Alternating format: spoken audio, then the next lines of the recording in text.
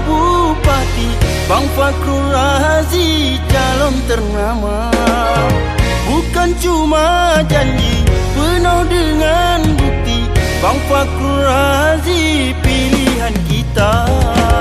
Cupang Mukhtar Daud ke wakil bupati, orang yang peduli ke nasib bangsa. Bandua Unian ke kolaborasi, pilih berpasti ke Aceh Utara. Fakhrul Razi Mukhtar, Fakhrul Razi Mukhtar, Fakhrul Razi